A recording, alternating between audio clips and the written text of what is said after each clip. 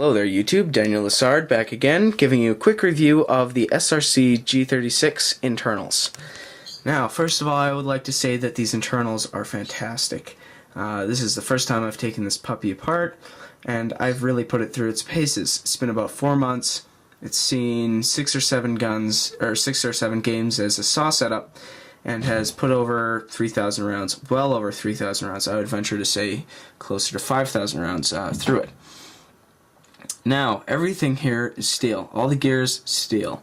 The gearbox is perfectly shimmed, and I have no complaints in that regard. They rest on bearings and ride very, very smoothly. It's very, very quick on the trigger pull. You can see the bearings there. Now, the piston body is made out of nylon fiber. And I've been using an 11.4 volt LiPo with this, and as you can see, the back 4 teeth are ripped out. Why? Because the gearbox is spinning so quickly it's destroying the piston. Now this means that I need to switch to a lower power battery when I'm running this as a saw setup, which I really don't have a problem with. Kind of ticks me off. I really love the LiPo and how fast it is, but I don't want to be replacing this every 3 to 4 months. My other option is putting in a better spring. Which would just give it a higher FPS value and put more resistance on the motor.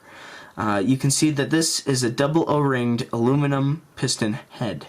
It's very, very sturdy, and it's got an excellent air seal. I'll provide a link to Ken's video regarding the air seal on this gun. The spring guide is all aluminum, fairly thick, and the back has got a metal bearing spring guide. I would venture to say that it's steel.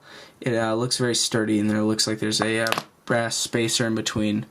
The tappet plate, nylon fiber, and the cylinder head is aluminum. As you can see, it's double O-ringed, as well as an O-ring in the front to connect with the piston on the very end of the cycle to ensure that you get the last little push out of your BBs. Now, inside of here, you have the palm nozzle that's made out of a palm material. It's a certain type of plastic I'm not very familiar with. There's also an internal O-ring in it, which means it's got a fantastic air seal. Big surprise. Everything is phenomenal, air seal wise. You can push it down and it's just like a syringe. Now, I'd like to talk to you a little bit more about LiPo batteries. This gun is advertised as LiPo proof. I would like to prove to you that no gun is LiPo proof. This has taken 11.4 volt LiPo over, I don't know, 6, 7 games under a saw setup, so it's seen abuse, but just looking at that, that's a fair amount of wear for 3 or 4 months. This is nylon fiber, of course, and you definitely want a nylon fiber piston in a gun this powerful, because if you get a strike on one of the gears onto that cylinder, you want the cylinder to go, not the gears. I can replace that for about $15 to $20. Gears would cost me upwards of $80. So I definitely want to keep my eyes on that. That's probably going to need to be replaced fairly soon, just for this reason.